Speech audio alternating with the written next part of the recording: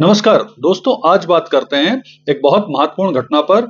जिस तरह पर अभी पहलगाम में पर्यटकों पर अटैक हुआ है और मोदी जी अपनी यात्रा छोड़ के लौटे हैं, अमित शाह जी कश्मीर पहुंचे हुए हैं, जनता का प्रेशर है सरकार और सेना के ऊपर कि बदला लो। तो इस पूरे संदर्भ में एक चीज जानने की कोशिश करते हैं कि क्या ये जो पर्यटकों पे अटैक किया गया, ये जानबूझ के भारत को एक ट्रैप में लेने के लिए या भारत के साथ युद्ध करने के लिए पाकिस्तानी सेना का कोई ट्रैप तो नहीं है। तो आइए इस पूरे घटनाक्रम को समझने की कोशिश करते हैं और इनकी कड़ियों को जोड़ने की कोशिश करते हैं कि कैसे ये एक ट्रैप भी हो सकता है पाकिस्तानी सेना का भारत के साथ उलझने का। तो देखिए, जैसा पिछले हम अगर 2-3 सालों के घटनाक्रम देखेंगे पाकिस्तान का, तो जब से पाकिस्तान के इमरान खान को जेल में बंद किया गया है, उसके बाद से जिस तरह से पाकिस्तान में सेना अलोकप्रिय हुई है, उनके खिलाफ आंदोलन हो रहे हैं, लोग बोलना शुरू कर दिया है, तो इससे पाकिस्तानी सेना की बड़ी बुरी स्थिति हुई है। दूसरा घटनाक्रम यह हुआ कि लगातार वहां पर पाकिस्तान में जो इंटरनल सिक्योरिटी है उसे मेंटेन करने में पाकिस्तानी सेना विफल रही है।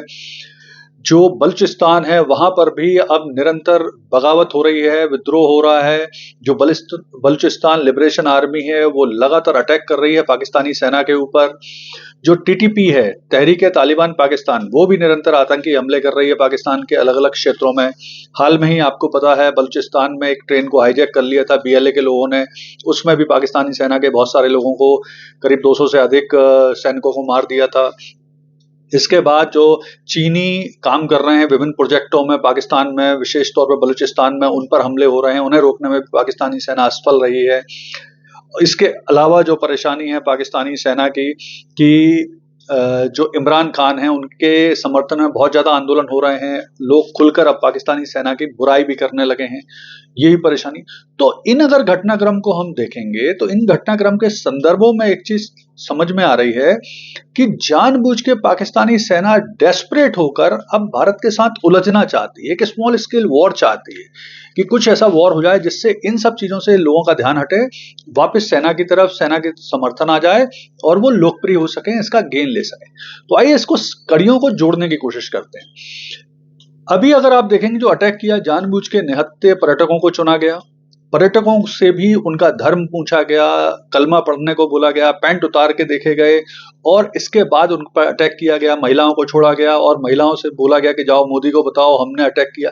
तो ये सब उकसाने की कार्रवाई की गई, यानी वो चाहते हैं कि जवाब दे भारतीय सेना, सरकार जवाब दे, जनता का प्रेशर हो, देश में गुस्सा हो, ये जानबूझ के किया गया। इसके अलावा और भी चीजें हो सकती हैं कि इसमें चाइना का भी रोल हो सकता है, चाइना और पाक का भी रोल हो सकता है कि चाइना सरकार, जैसे इन दिनों अमेरिका और चाइना के बीच में टैरिफ वॉर चल रहा है, तो उस टैरिफ वॉर में चाइना बहुत परेशान है, उसने बार बार भारत से सपोर्ट भी मांगा, भारत सरकार ने नहीं दिया, भारत में निवेश करने की बात की जिसे भी भारत सरकार ने स्वीकार नहीं किया। इसके अलावा चाइना ने भारत से सामान खरीदने की बात की, वो भी भारत सरकार ने स्वीकार नहीं किया।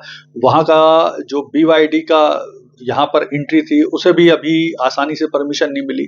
तो चाइना भी, और पीयूष गोयल जी जैसा बोल ही चुके हैं कि चाइना और जो यूएसए का जो टैरिफ वॉर है भारत के लिए वो opportunity of A life time है। तो ये सारी चीजें चाइना को भी परेशान कर रही होंगी। तो हो सकता है चाइना का भी इस पाकिस्तान सरकार या सेना पर प्रेशर हो कि चलो कुछ करो जिससे भारत तुम्हारे साथ उलझे, या विश्व मंच पर पुनः भारत की मतलब स्थिति ऐसी दिखाई जाए कि कश्मीर में सब कुछ सामान्य नहीं है और अगर युद्ध हो जाता है तो फिर यूएनओ का या दूसरे संगठनों का प्रेशर भी पड़े।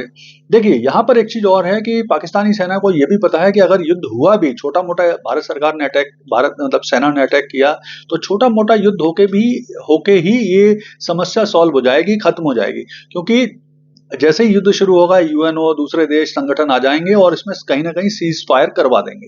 तो उन्हें पता है कि वैसे भी दोनों देश न्यूक्लियर पावर हैं, तो बड़े युद्ध या लंबे युद्ध की संभावना बन नहीं रही।